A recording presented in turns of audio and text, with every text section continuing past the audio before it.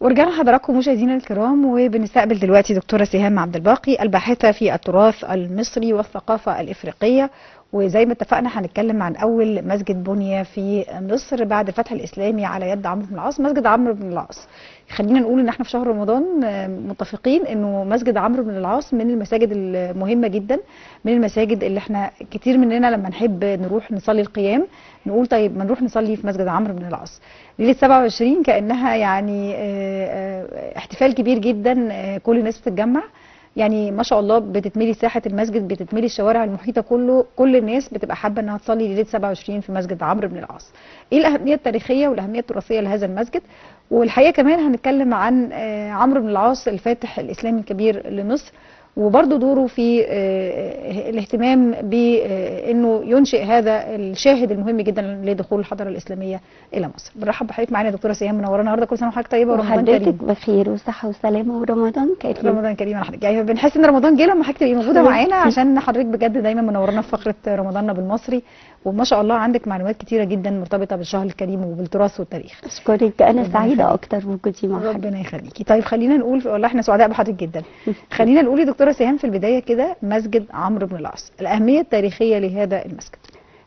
طبعا الأهمية التاريخية للمسجد إن هو أول مسجد بني بعد الفتح الإسلامي لمصر، لأنه يعني كان ده البداية عن نجاح الفتح الإسلامي والإعلان عن إنه مصر تحولت إلى دولة إسلامية. عمرو بن العاص يعني كان هدفه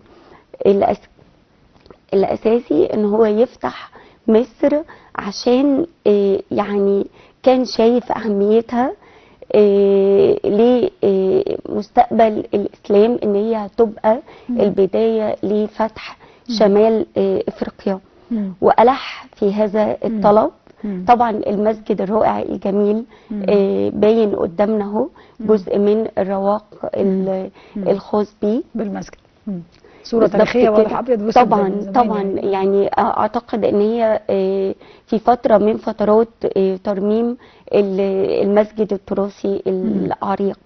فبرضو صورة أخرى تبين مأذنة المسجد عن بعد، وبتبين الواجهة بتاعة المسجد، أيضا الصورة قديمة نوعا ما.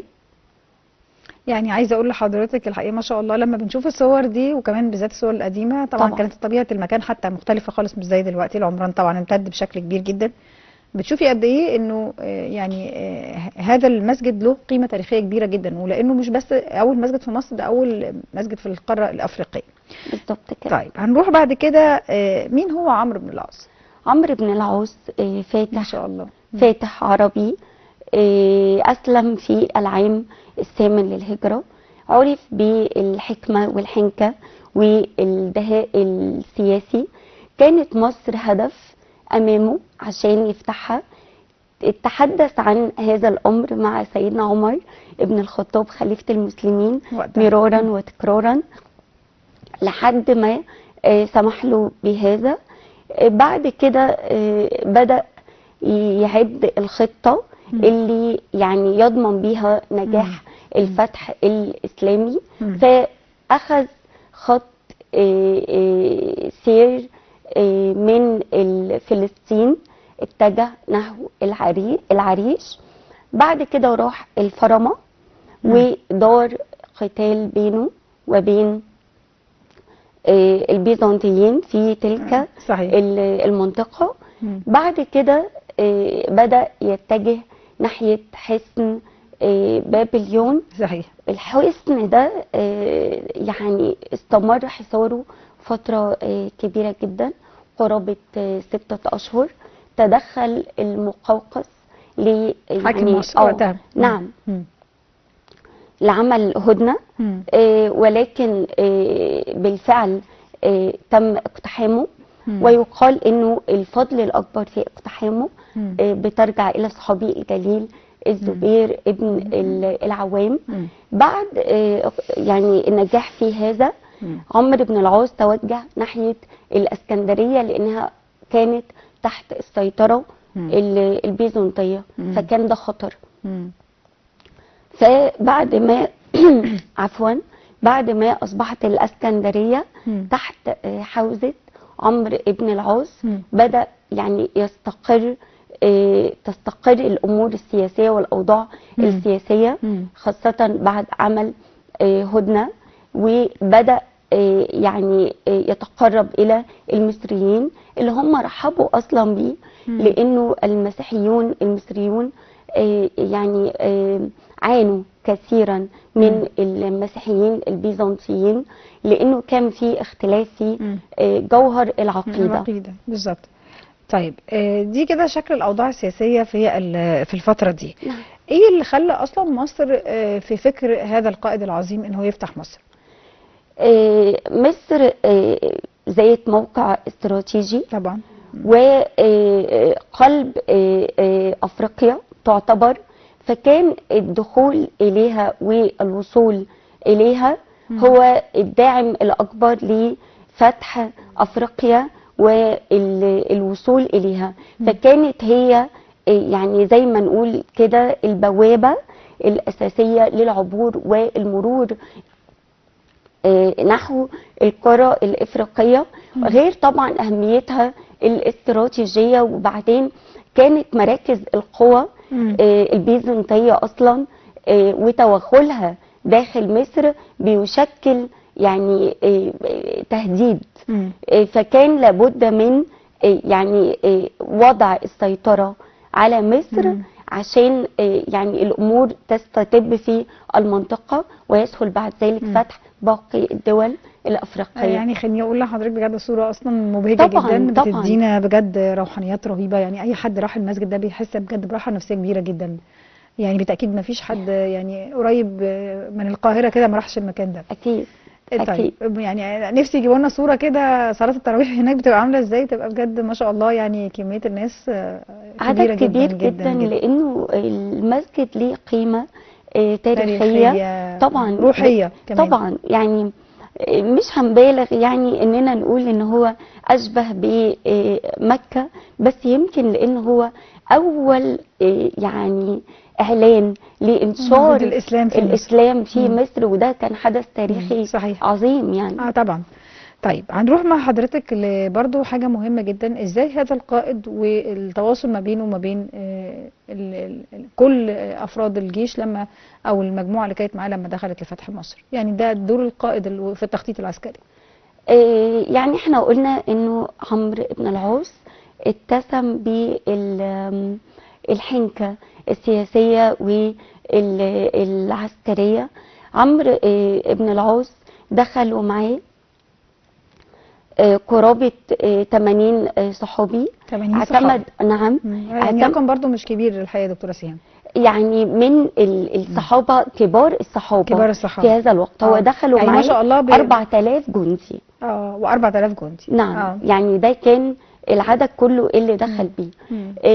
كان من بينهم 80 صحابي ليهم شأن كبير يعني. نعم في الإسلام، زي المقداد عبيدة ابن الصامت، وزي أبي الدرداء والزبير بن العوام. فكان هؤلاء القادة يعني أحد المبشرين بالجنة وأحد رواة الحديث يعني ما شاء الله يعني برضو فعلا كبار الصحابة كانوا موجودين لهذا. فطبعا القيمة الروحية برضو بتيجي من ده انه طبعا. وبرضو يعني هم لما دخلوا مصر يعني أمنوا الناس ونشروا الثقافة الإسلامية بعد الترويع الوسطية المعتدلة. نعم بعد اللي بتحترم الأديان برضو، عشان النقطة دي مهمة الحقيقة يا دكتورة سهام، يا ريت توضحيها. طبعا إنه قد إيه بجد القائد العسكري عمرو بن العاص دخل ببعض القواعد المهمة جدا اللي أسس لدخول الإسلام مصر على أساسها.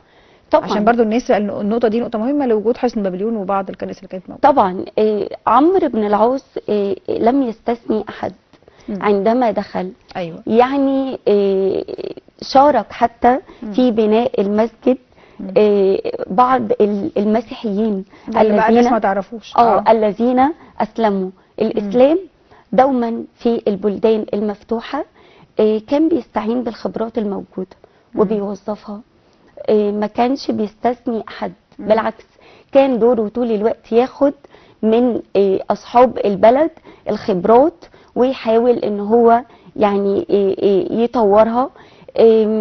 كانت الثقافه السائده التسامح، احترام الاديان. هي دي نقطه مهمه جدا. ايوه طبعا. واللي عايز يظل على دينه يظل على دينه وبيدفع الجزيه طبعا. ولذلك مثلا لم يمسوا الحضاره المصريه القديمه بسوء مثلا. ايوه يعني في بعض الاقوال الموتوره بتقول ان هم كانوا ضد شواهد الحضاره الاسلاميه. الكلام ده غير خالص بالمره. خالص. هتقول لنا النقطه دي لانها نقطه يعني لم يمس اي شيء من شواهد الحضاره. احنا دايما بنقول انه الاسلام لما دخل بمصر مصر لم يدخل بحد السيف، بدليل انه المصريين رحبوا بيه حتى المسيحيون، لانه الاختلاف يعني البيزنطيين مسيحيين والمسلمين والمصريين المسيحيين كان الاختلاف بينهم بس في المذهب، انه المصريين المذهب بتاعهم مختلف قائم على وحدة طبيعة المسيح أو أحادية طبيعة المسيح. أيوة البيزنطيين قالوا لا، مذهبهم قائم على ثنائية طبيعة المسيح، وده اللي عمل الخلاف الكبير يعني وصل للتنكيل. جه عمرو بن العاص أمنهم على معتقداتهم، سمح لهم بممارسة شعائرهم ودياناتهم، دمجهم مع اخوانهم المسلمين، بدأ يستفيد من خبراتهم. لم يمس الحضارة الإسلامية بسوء، لم يسيء إليها بشكل من الأشكال، لم يهدم معبد، لم يمس الأهرامات، لم يحدث أي شيء من هذا القبيل. ولذلك دوما كانت الحضارة الإسلامية أو دوما كان الإسلام بينتشر بأساليب دعوية، ومن خلال التجارة، ومن خلال الحوار، فلم ينتشر أبدا بحد السيف. يعني حقيقي بنشكرك جدا على النقطة دي لأنها كان توضيح محتاجين نسمعه كده دايما ونشوفه دايما من الناس المتخصصين، لأنه في بعض الناس أحيانا بتروج يعني أقوال خاطئة عن ده، لكن الحقيقة الإسلام منها بعيد تماما. طيب هنروح بقى لسقوط الإسكندرية مركز الحكم البيزنطي. الفترة دي لما سقط بقى الحكم البيزنطي ودخل برضو الإسلام، يعني بدأ ينتشر من القاهرة الإسكندرية إلى غيره. وخلينا نقول برضو في القاهرة اتأسست مدينة الفسطاط بالظبط لحد النهارده لسه المنطقه دي اسمها الفسطاط. طبعا طبعا. عمرو بن العاص لما استقر المقام له واستتبت الامور في مدينه الاسكندريه، كان واخد توجيهات مباشره من امير المؤمنين سيدنا عمر انه تكون مقر الخلافه الاسلاميه بعيدا عن البحر، عشان تكون بعيده عن هجمات البيزنطيين. ايوه تمام. فهو كان متخذ ليه خيمة في منطقة الفسطاط، كانوا بيسموها فسطاطة. من هنا بقى أتت تسمية المنطقة بالفسطاط.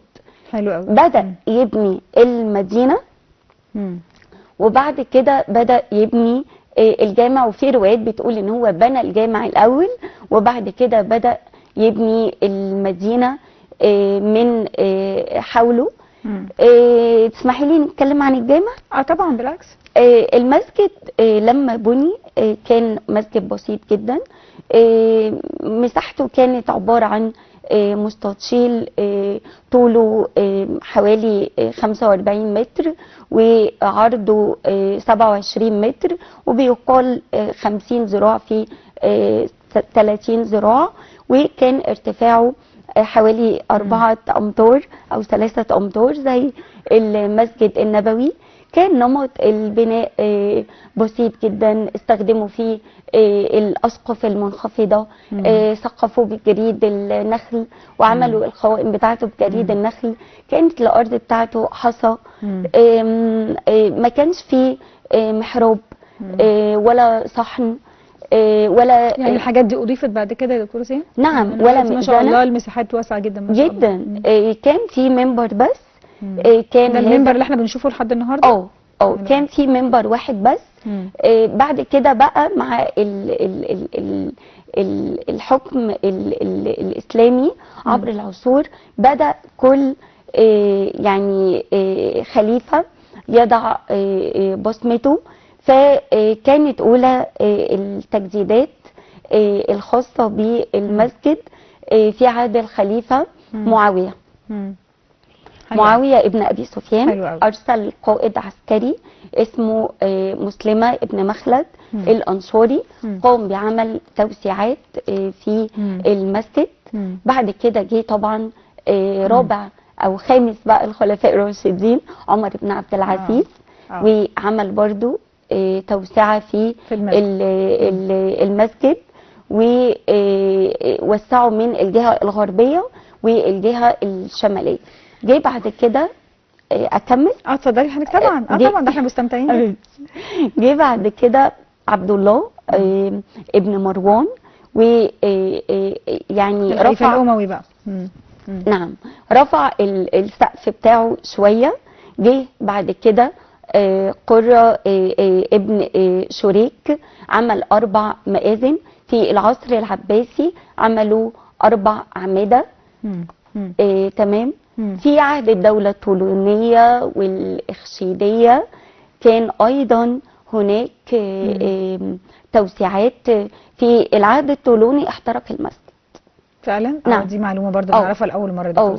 في العهد ممكن نختم بالمعلومه دي وبعد كده بقى حصل ايه يعني، ونأكد بقى بعد الاحتراق. الحمد لله رب العالمين هو موجود دلوقتي قدامنا كشاهد كبير قيمته في الوعي المصري للناس كلها. طبعا بس نختم بيها دي سريعا جدا. طبعا هو احترق في عصر خمروي ابن احمد بن طولون، وتم اعاده بنائه وترميمه بقى زي ما احنا شايفين دلوقتي، وهو قيمه كبيره جدا في قلب كل مصري الحقيقه. بالظبط، ومرتبط جدا بشهر رمضان وصلاه القيام فيه. طبعا الحقيقه بجد للاسف وقتنا انتهى مع حضرتك دكتوره سهام. سريعا جدا كنا مستمتعين بمعلوماتك وبالاسماء والمعلومات القيمه جدا حضرتك حقيقي بتديها لنا النهارده. نتمنى نشوف حضرتك ان شاء الله في فقرتك الثابته من خلال رمضان بالمصري باذن الله. في نهارك سعيد. شرف كبير. اشكرك جدا دكتوره سهام عبد الباقي الباحثه في التراث المصري والثقافه الافريقيه، ونشوف حضرتك دايما بكل خير، وبجد بنستمتع بالمعلومات القيمه اللي حضرتك بتديها. شكرا جدا. شكرا جدا دكتوره سهام. شكرا. بنشكر حضراتكم شكرا جزيلا. هنروح لفاصل سريع وبعد الفاصل نكمل فقرات.